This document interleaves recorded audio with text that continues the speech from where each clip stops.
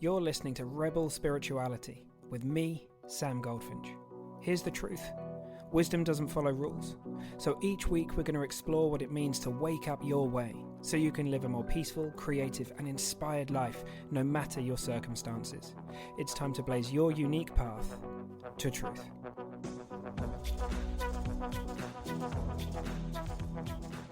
Again, coming back to this word enlightenment, purely on the face of it, it would strike me that the word means to be lighter. And well, that's certainly been my experience, has been one of just feeling lighter. My first 30 years of life were heavy and dark and deep and troubling, and everything.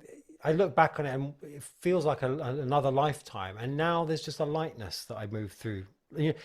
Nothing changes. I've often seen, the terrain of your life doesn't change, but the way you're able to move through that terrain is the thing that changes. And I think people are looking for a change in the terrain. And that's the problem. It's like, no, your life is not going to be free from tragedy and death and sadness and joy and none of that.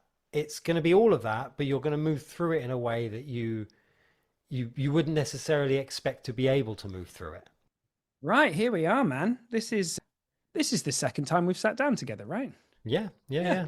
I feel like I've known you forever. I know, right? It's funny how these things happen. So for anyone listening in, I've got my new friend, Michael McCaffrey. I've said your name right? That's right. Yes. Yeah. With me. And you reached out. We basically got in contact from you reaching out on Substack, and we've both enjoyed reading each other's articles and stuff on there. And I think we both got the impression quite quickly that we're kind of sharing from the heart in our own way, whatever that means to both of us. And so it's nice to kind of be able to create something together.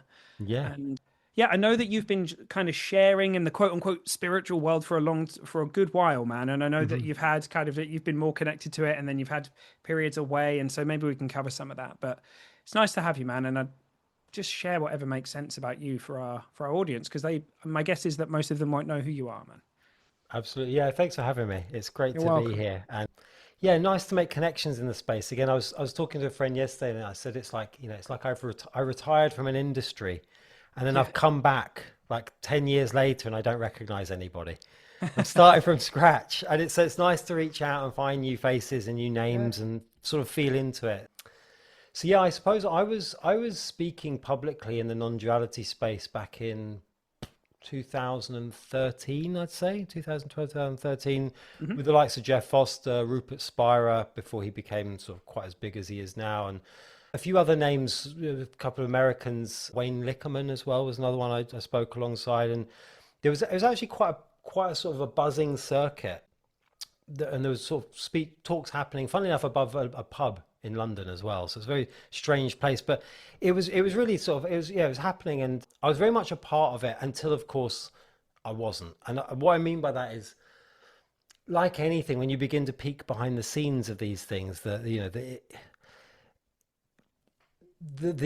politics of things arise, and various things that just make it very like, oh, this isn't a lot of fun to be around, actually. Like I don't know if I want to be spending time around people who are disputing terminology, like who owns a phrase. Well, I mean, arguably there's no one there to own it, right? So I began to sort of step back away from it, and I'd actually been spending more time sort of pre and post these talks speaking with the audience members, and actually making quite good friends with a lot of audience members, and actually finding like I could be of more use to them by just having sort of normal conversations, not presenting myself as a teacher or whatever it might be.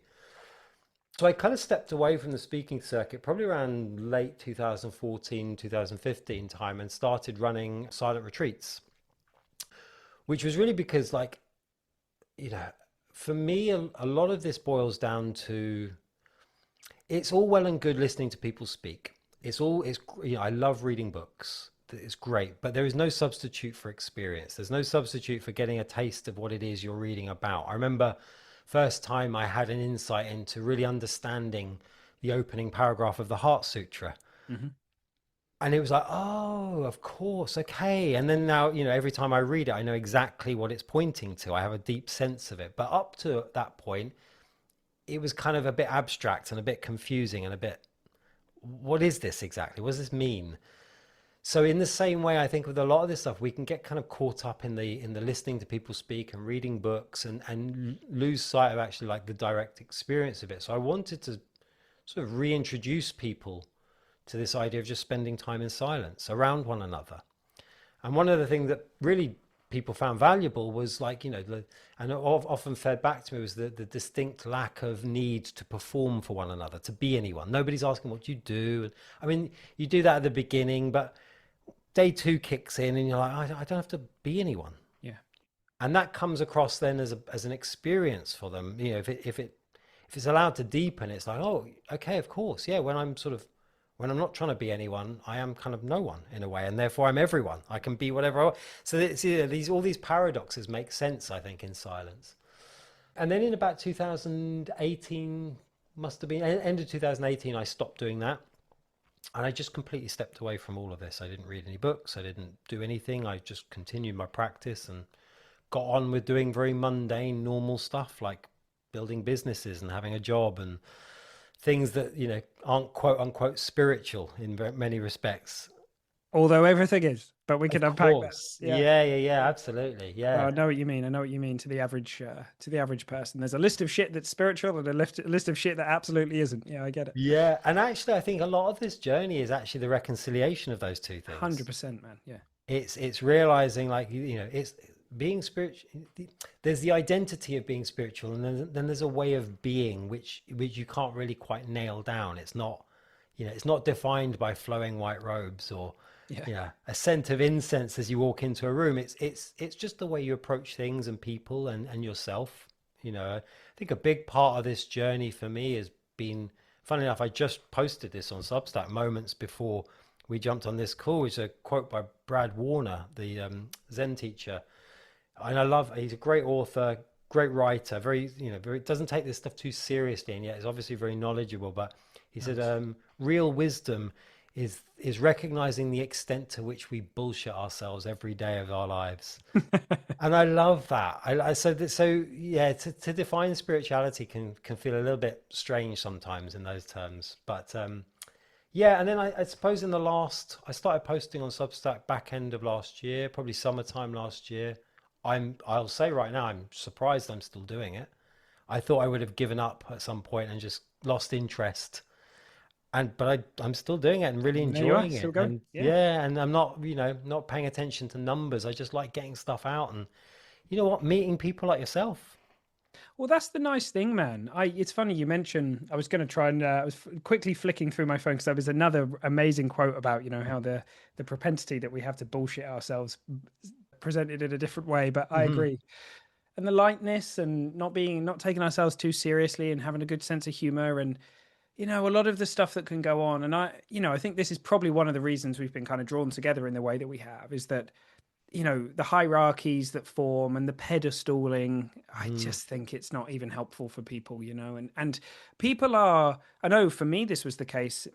We project, often project onto, we read these books. I mean, I read The Power of Now when I was kind of 17. I projected so much shit onto Eckhart and the book and all this kind of stuff. And I mean, ultimately, like, I will never actually know what's happening inside, Eckhart's reality tunnel in the unique bit, or the kind of the different ways that he's painted his world. But sure, yeah. I know that we're all unique. We're all unique in that way and exactly the same in our essential nature, And so I just think any of that kind of stuff, you start to get a feel for it. And I hope that people are more and more drawn to people that just clearly just enjoy putting stuff out, where they're not trying to kind of come across in a certain way. They really, really are just trying to kind of point people back to what they've got going for them, and doing it in a unique way. So I love it, man. I'm glad that you're still on Substack doing the things that you're doing. I've seen that you've been doing a lot of kind of like walking and talking type stuff recently as well, right? Yeah, I prefer talking. I find that my fingers don't quite move quick enough to get the idea out of my head onto my laptop. So actually all my articles are usually me having pre-recorded something and then just transcribed it and edited it after the fact. Cool. But even that, I find the editing process, it's very difficult to convey like a sense of humor, or it's difficult to convey certain nuances that are lost when you're going from speaking to writing. For me personally, obviously a great writer can do that much better than Sure. me. I'm not a great writer. I think I'm a better speaker. So I'm trying to reconcile those two, and trying to run them both concurrently to see how they work. But yeah, I mean, I find, as we were saying before, the expression of this stuff is what really interests me, because I think people look perhaps, and I did this myself initially, you're looking for like, you're kind of trying to, it's not like any other art form for me.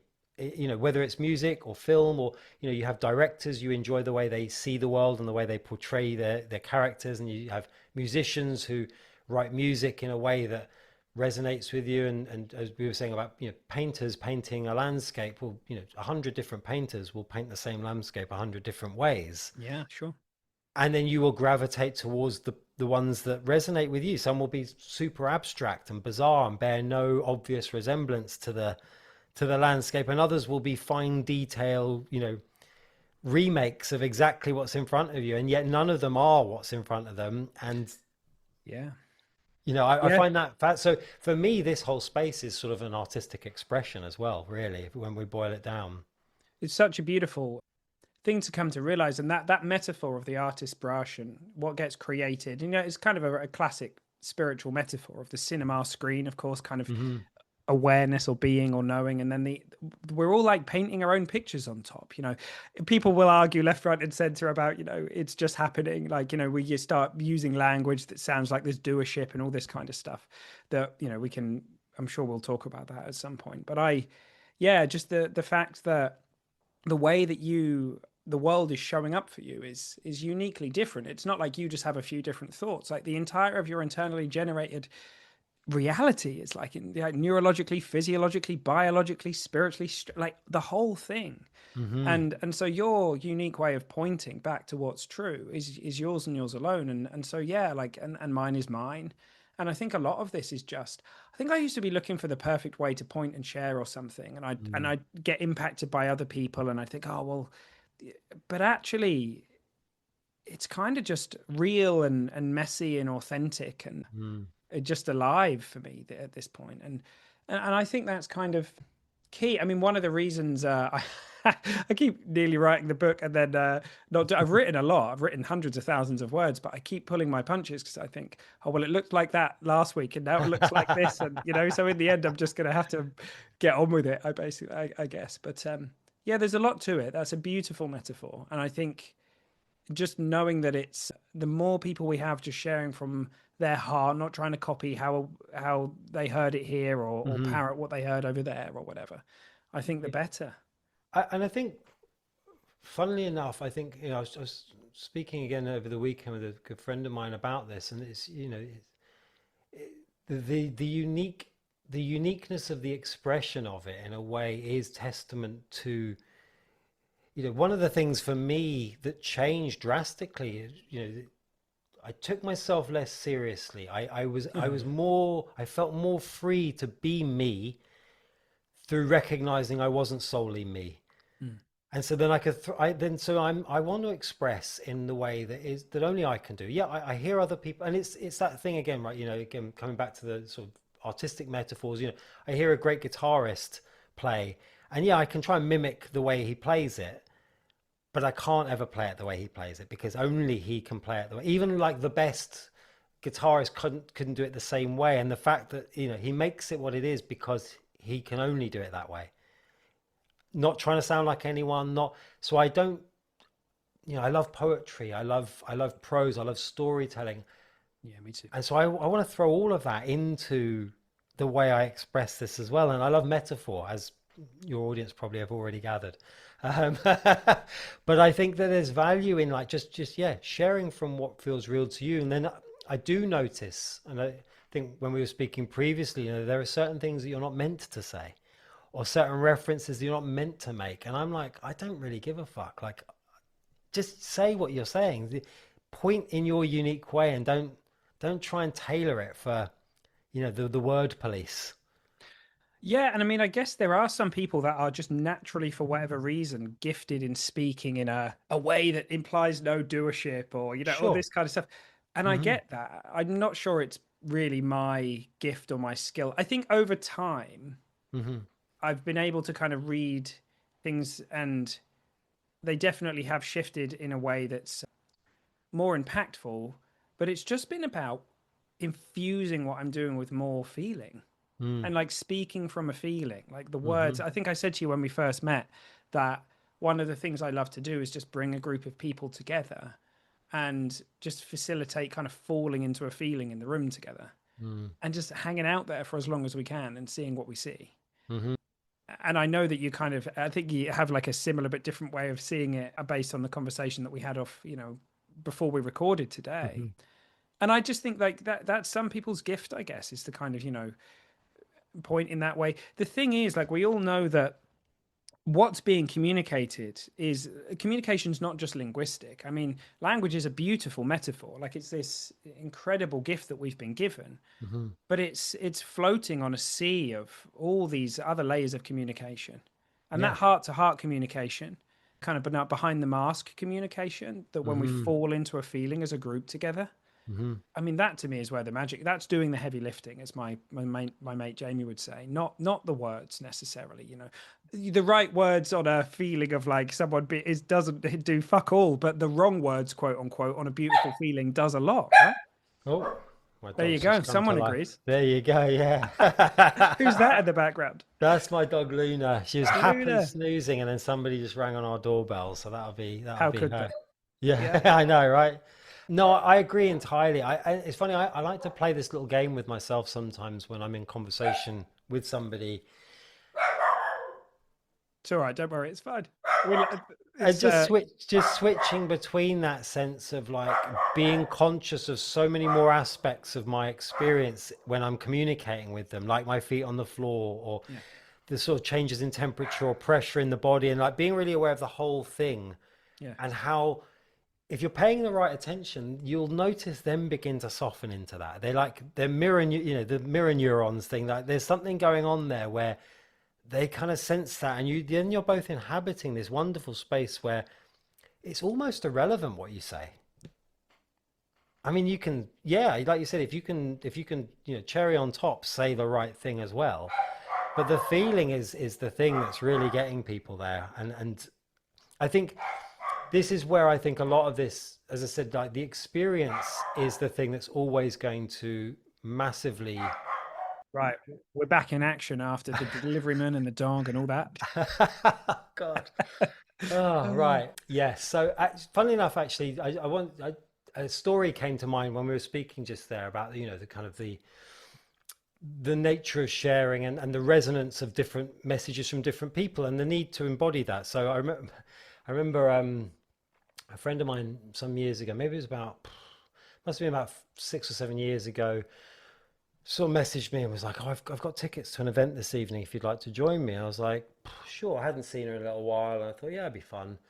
I didn't think to ask what the event was. I just thought, I thought it'd be something musical probably because we kind of share similar musical tastes. Anyway, we met up, Central London, and I was like, "Yeah, well, so what is this? And I'm curious." She said, "Well, I've got a spare ticket to go and see Muji." And I thought, "Oh, okay. Well, all right, yeah, sure, it'd be fun, I'm sure." And we went in and sitting there, and I'm starting to think, "Oh, this isn't me. This really isn't me." Well, let's see how we go. I'm willing to give it a chance. Anyway, place is filling up, gets very full. Everyone's getting a bit hot and bothered. It was in the middle of summer. And then we get like over the tannoy, we get Mr. Muji is in the building. And I thought, fucking hell, I haven't heard that announcement since like Axl Rose is in the building back in like 92, and he's like 3 hours late or something. It's like, okay, well, so the rocks, and then he comes out and people are like throwing petals at his feet and sits on this sort of throne at the front almost. And people are like, and within about 5 minutes, and again, his great.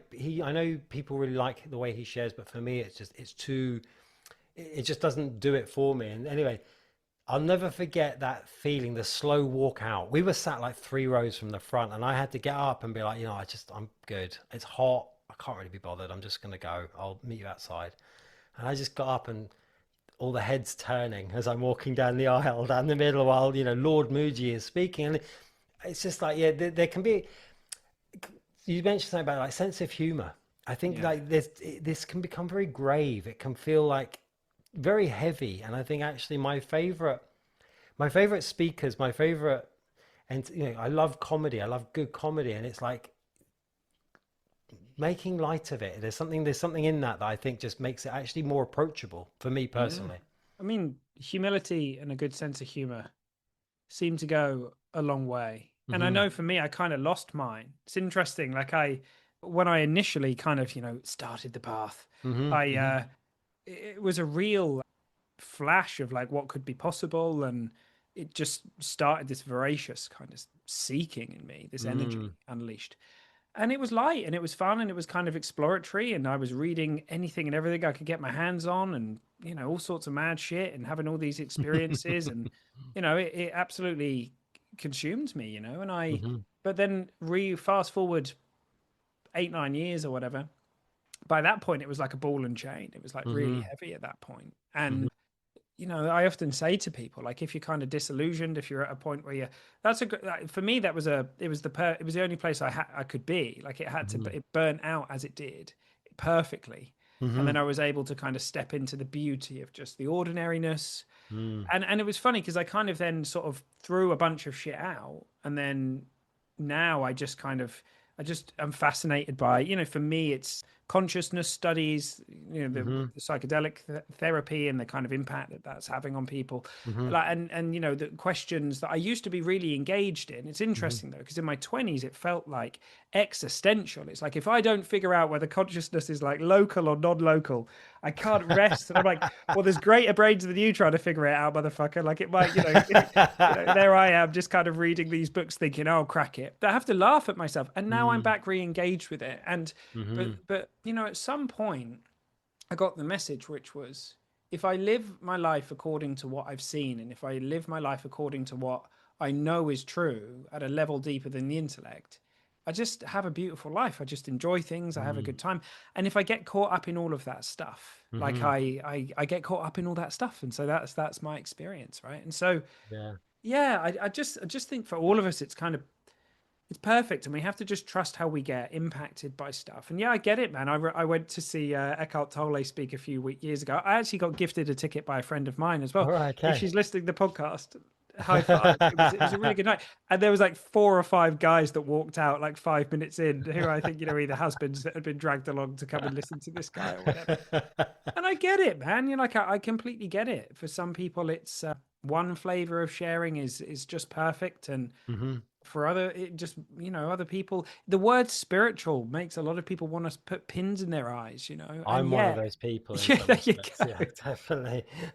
Yeah, and yeah, a lot of what we are talking about, and I'm Hmm. sure for both of us, we're passionate about sharing stuff because we know that if someone catches a glimpse of it's life changing, right? It can make a real difference. So Yeah, absolutely. 100%. Yeah, I agree with you. So many, I mean, so many things you said was just sort of spawning little ideas and thoughts there. But yeah, I think I totally hear you with that sort of veracity, that I had that same thing, coming from addiction and moving into, I always say to people, I didn't really stop being an addict at that time. I quit taking drugs. That was my expression of addiction ceased through drug taking hmm because I think I'd kind of exhausted it and it hadn't led me to where I hoped it might.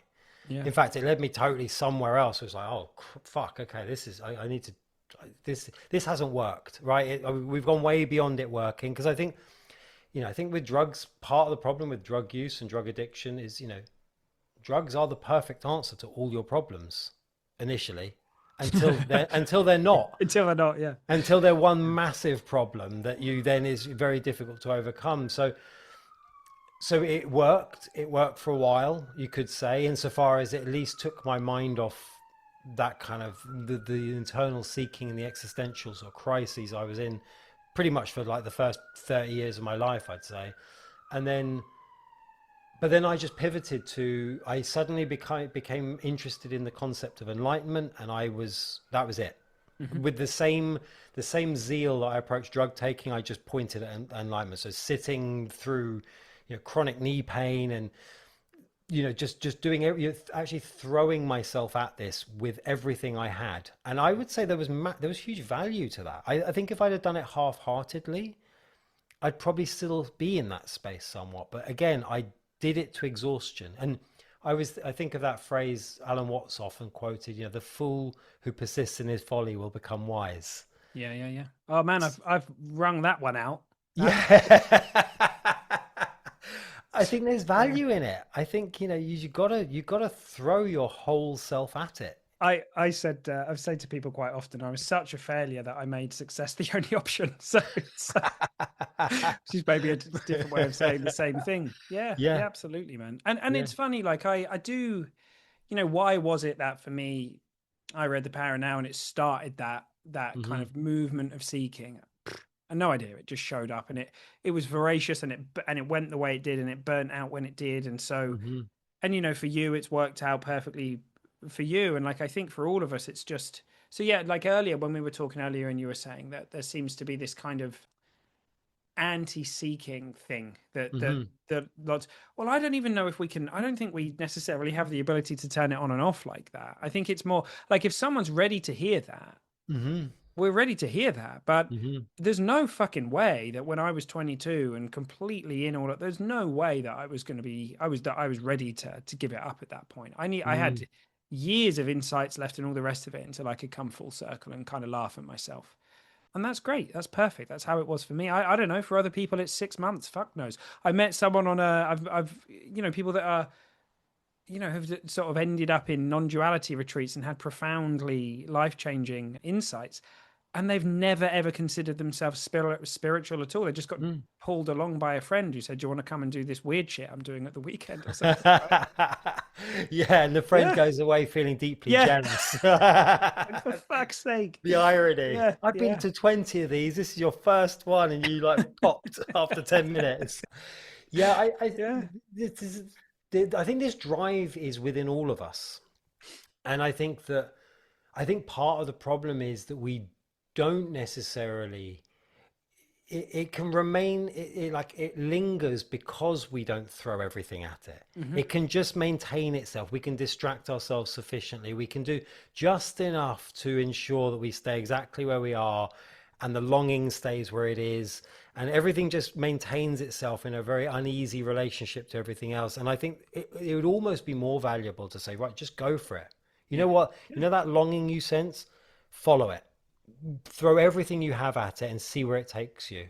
yeah. And I think for some, yeah, I'm guessing like myself, probably for you as well, like, we're stubborn.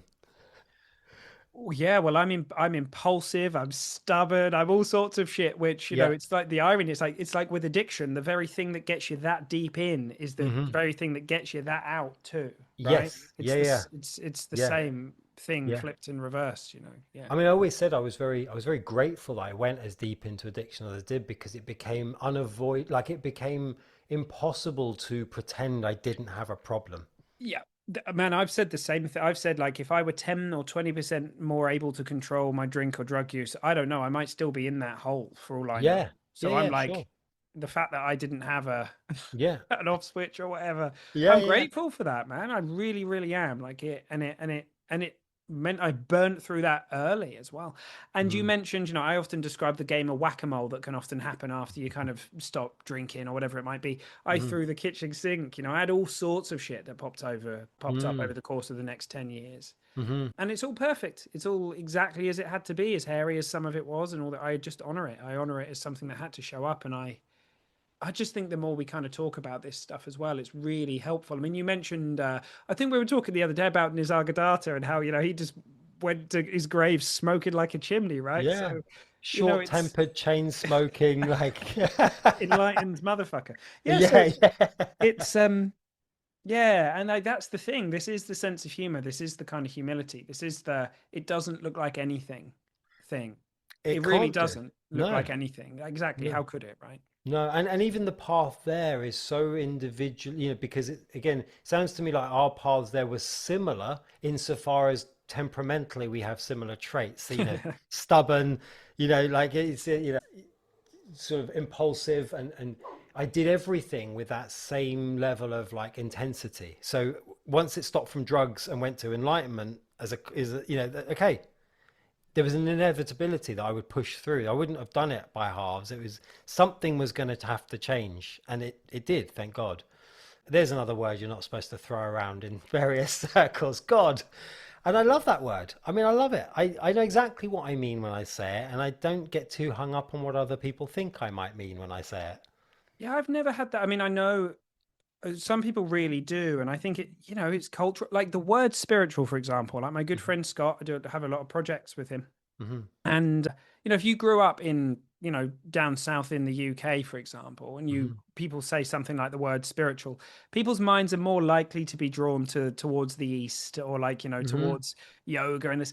But that's not the case in other places. Like if Hmm. you've grown up in North America, like your mind might get drawn in a slightly different direction, right? So Hmm. these words are just I mean, they're just sounds, right? With a bunch of Hmm. stuff attached.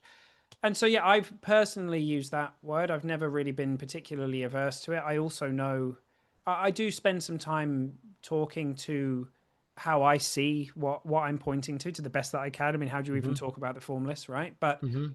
but yeah, I think a lot of people are kind of really, I Yeah. push back against things like that. And And I but get yeah. it. Culturally, it's, there's a lot of baggage that comes with this stuff. And Hmm. and I think part of the problem with it, a lot of this is, like you said, the word spirituality for a lot of Westerners conjures images of the East, which is a shame because there is a very deep and powerful Western spiritual tradition that has been lost, whether it's through, the sort of the kind of dominating nature of mainstream Christian sort of, institutions but as I was saying to you previously, I'm really fascinated by sort of the occult Western traditions, of hermeticism and various magic practices, and they all point to deep spiritual practices rooted in the West, the Western kind of approach to things, and I would argue maybe even more suited to the Western mind. Yeah, I mean, it's interesting, even things like centering prayer Hmm. and the Desert Fathers and a lot. I mean, I also have found myself reading. I've been fascinated, and I'm Hmm.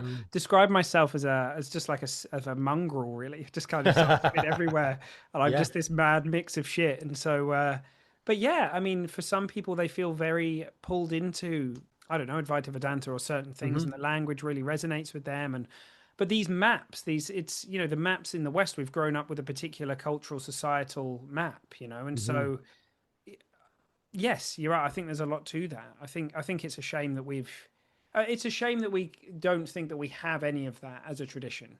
Yes, yeah. I Here for also wonder about the extent to which we mistakenly mistranslate no doubt, yeah. from the East because we assume we obviously view it through a Western lens. But Hmm. I remember a teacher I spent some time with, he was a Korean Tibetan Buddhist.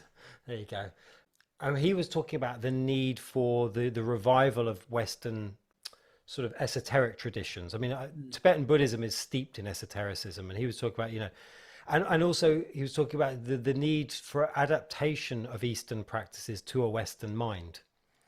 And he was, he was joking about, and this was pre, this is pre when sort of the concept of cultural appropriation became such a big thing. But he was like, appropriate this, take it and adapt it to the Western mind because you can't understand it through the Western mind if you maintain it as an Eastern practice because it's born out of a different culture. We think differently to you, have a different language to you. Like everything about the way we conceive of these things is different to you. And if you just try and Yeah. translate it, you might misunderstand what we're trying to say. Well, there's an analogous what's happening with shamanism now. So, for example, Hmm. if you take ayahuasca and the cultures that have drunk, for example, ayahuasca for thousands of years in the Amazon basin, certain tribes, and you know, the ways that they might relate to something that they might call possession. Our language over here might be a kind of a psychotic break, right? We'd have these Hmm. or a Yeah. spiritual emergency, and so Yeah. it's and so the people that I've really respect and have kind of spent time training with in that world, I think we need to be sensitive to that kind of that Western mindset and not see it as wrong or like Hmm. unevolved or any of it. It's just, we the reality is that we have grown up in a culture that has been impacted by that. So our Hmm. relationship to troubling experiences or traumatic experiences and all these Hmm. kinds of things, the ways that we talk about these things, Hmm. and these a lot of and so it works both ways. Both we don't have that working knowledge so much of the cultures or these, for example, You take like a tribe of the Amazon basin, like the Yawanawa. Like we can't really see the world like them. We can learn how they see the world, but Yeah. then the same is true for us as well. Yeah. Yeah. And Yeah. so Of I course. think we Yeah. need to be kind of sensitive to that. Like if I don't personally run retreats or anything like that, but Hmm. people who do, they Hmm. need to be sensitive that there are going to be people there who have had experiences and they will be trying to understand it through a Western lens. And it's all well and good saying, oh, these guys think about it in this way, or, Yeah. Yeah. but it may not be that helpful for that person when they're in the middle of something, they're going through something really quite difficult, you know? Yeah, yeah, absolutely. Yeah. And it's that consciousness again, isn't it? It's that acknowledgement of the lens, Yeah. which is so easily overlooked because it's inbuilt. It's not like you're wearing a pair of glasses that you can locate. It's like the glasses are actually in the Yeah. eye. You see, it is you. It's You're like, it's, seeing yeah. through that before you've even begun to question the lens. You're already making assumptions about what it is you're seeing through the lens. And that's, Yeah. I suppose that's something of an analogy for this search in more generally is, the seeing rather than the what is seen is the thing you're trying to connect to. But of course, it's very difficult to notice that from the off. Well, that very recognize like those insights about the nature of the lens, if you like. So it's not, we spend a lot of time. I mean, I think this is probably fair to say that in the West, we spend a lot of time hanging out with the content of experience, trying to Hmm. understand that which has been created, the beliefs that we have. We try Hmm. to, make them better and heal them.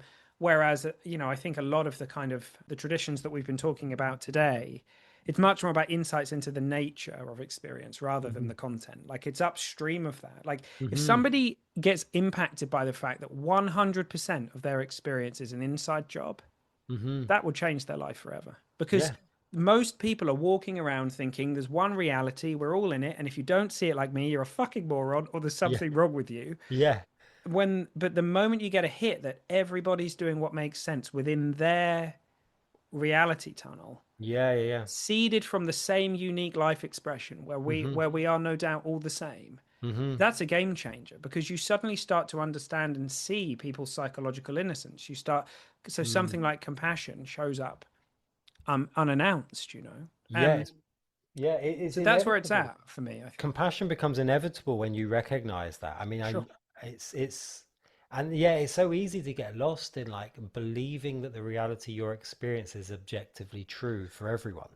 Yeah, you bet. That I mean, you only have to take one quick. I mean, go on any. Well, I mean, maybe don't go on any social media platform for 5 minutes. Substack's a bit better. Go check us out on Substack. Yeah, yeah, yeah. Forget the Please other do. shit. Yeah, no, you're right. You're absolutely right, man. And it's yeah, I mean, and this is the thing. It's like you start to have that compassion and understand. It doesn't mean I'm going to stand there and let someone punch me in the face, Of right? course. Yeah, yeah, But yeah. I am going to be able to see that it's not as personal as it looks. People are Hmm. really caught up in their thinking. They have totally lost sight of who and what they really are. And for me, it's I know it's an overused term, and not yeah, I don't often it's used from a judgmental place, but this idea, fundamentally the idea of being asleep versus being awake, like you can Uh-huh. see, like I acknowledge my asleepness for a large part of my life, and even still day to day parts of my days, like, but the contrast now is I have an awakeness that I can sort of measure it against, whereas previously I was just asleep. And you see that, yeah, it's you're so lost in this virtual reality that you've persuaded yourself is objectively real, that of course, why would you think there would be anything beyond that? Yeah. I mean, I mean, there's no mistake that, as you say, being asleep, waking up from the dream, all this stuff, Hmm. why these metaphors and analogies and stories are used throughout all these traditions. And yeah, I mean, to me, even a concept like, we won't dive into this one today. I'd love to dive into it with you. Okay. Free will and choice and all these kinds of, Yeah. which is a hot Hmm. topic, I think, for a lot of Hmm. people. Hmm. Well, one of the ways I see is until someone's woken up to the fact that where they're no longer just fused with all of their thinking and just Hmm. asleep and being pulled around by what's going on, Hmm. what choice is there in that sense? Like it's, we're being pulled around by our thinking and then suddenly, like you say, we have an insight and we wake up to whatever degree. Well, Hmm. that's a completely different world to inhabit from that moment on. Yeah. And so yeah, I think that's key. Like, and to me, that's where it all. I mean, think that's kind of that moment, that moment of kind of separation or Hmm. dissociation, not in any kind of negative sense, but just Hmm. like a holy shit. Like here I Hmm. am before, during, and after the thought that just showed up. No way. I Hmm. mean, that's what impacted me Hmm. and blew my head off. And it's hiding in plain sight. It's so obvious, and that it looks like that until it doesn't. But then people are in a different world, and so we're surrounded. You're like, for most of us, we can pretty much guarantee that we are surrounded by a bunch of people who are completely innocently asleep to that fact. They have Yeah. not had that insight. Yeah, absolutely. Yeah, I wrote about this a few months back because it really dawned on me very, very sort of very culturally relevant in a very culturally relevant way. And so far as my partner and I was, we'd had our dinner.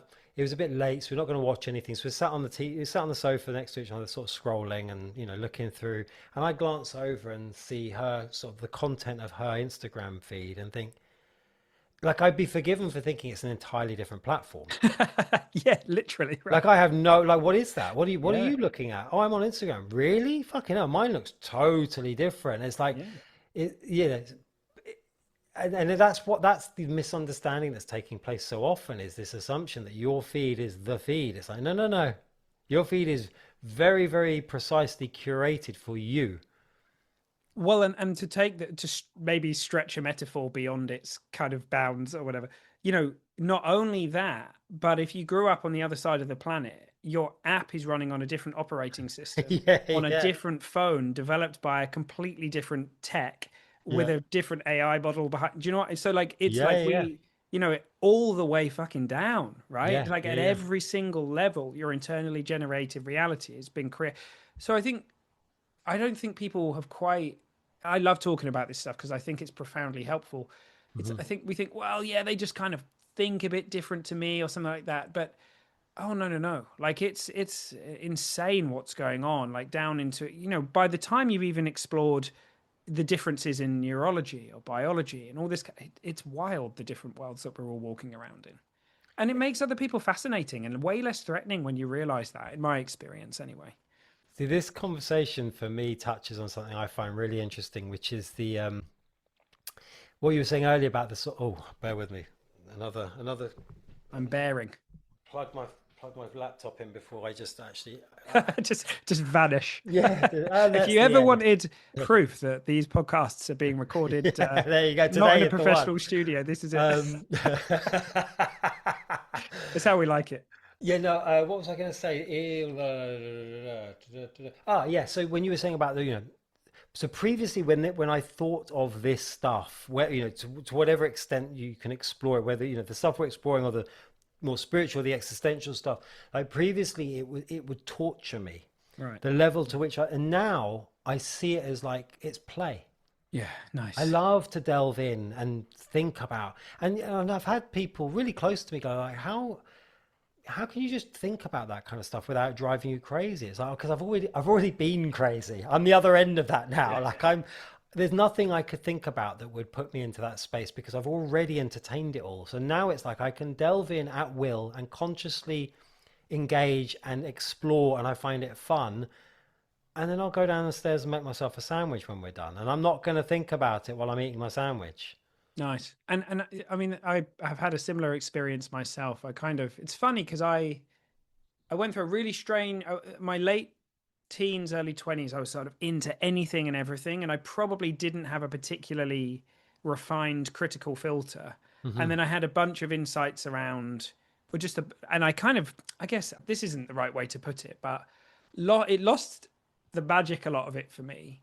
And then I went to India, and that's Hmm. where I kind of like fell back. Yet you're surrounded by somewhere that's Right. just Yeah. Hmm. everywhere is just infused with spirit and wonder, and that kind of really reawakened something in me, but with Hmm. much more of a sense of like my own personal kind of filter around, Hmm. and that's always evolving. And the aperture, it's sort of like the aperture for what I was kind of able to hold kind of got smaller, and then it's widened again. Mm.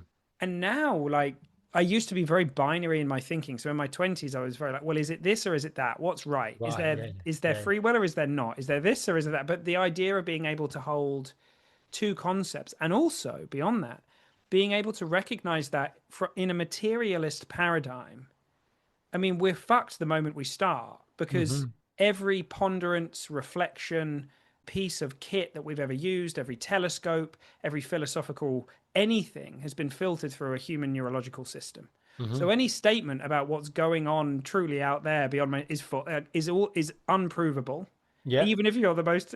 So materialism's kind of screwed before it starts. Now Bernardo Kastrup talks a lot about this, and you know, in terms of that the thing that unifies us all, if we want to talk about something being formless, I mean, it's not a thing anyway, No. right? So No. anytime I use one word, I've gone one word is one word too many. Yeah. Yeah. So Yeah. I'm screwed before I've even started there as well. So there's kind of this sense of wonder of like, I don't know. People often say to me, they ask me all these questions that I used to be looking for the answers to. And I'm Hmm. very happy to say these days, I don't have a clue. Might be this, might be that. This is fun. I quite like that. But Yeah. honestly, I can't sign off on anything. Yeah. Yeah. Yeah. I'm with you. Yeah. Yeah. I Yeah. fundamentally I don't know, but I'm happy to posit as many hypotheses as you want me to do so because I've thought about it, and it could be any of these, or it could be none of them, Yeah. or it could be all of them. Yeah. That's Like it, take right? your pick. So I Yeah. think, yeah, I think, and again, coming back to really fundamentally, I think what the recognition shifts is your relationship to life, That's it. and that there's a again coming back to this word enlightenment, purely on on the face of it, it would strike me that the word means to be lighter. Hmm. And well, that's certainly been my experience, has been one of just feeling lighter. My first 30 years of life were heavy and dark and deep and troubling, and you know everything. I look back on it and it feels like another lifetime. And now there's just a lightness that I move through. You know, nothing changes. I've often seen, the terrain of your life doesn't change, Yeah. but the way you're able to move through that terrain is the thing that changes. And I think people are looking for a change in the terrain.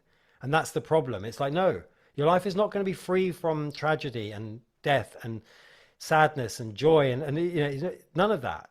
It's going to be all of that, but you're going to move through it in a way that you wouldn't necessarily expect to be able to move through it. Was it? I think Krishnamurti, right? When they say, what's your secret? And he said, I don't really mind what happens. Like Yeah, I that's. love that. I But love this is that. the thing. It's like to come full circle and to see that it's so simple is something that I just wasn't ready to hear, man. I just, Hmm. until I was, Hmm. and then it was such a relief. I think I wrote on a piece last week's Substack piece. I wrote that it was like shedding a skin I didn't know that I had on, Mm. and then it was just like, oh my God, right, Yeah. okay. I get it. I've really got everything that I was looking for. It's a done deal. Like it's an inside out thing. Like Yeah, it's I always joked, yeah, because I went out to India, and funny enough, my experience, if you like, didn't it happened in India, but it wasn't really. It happened like on day one of landing in India.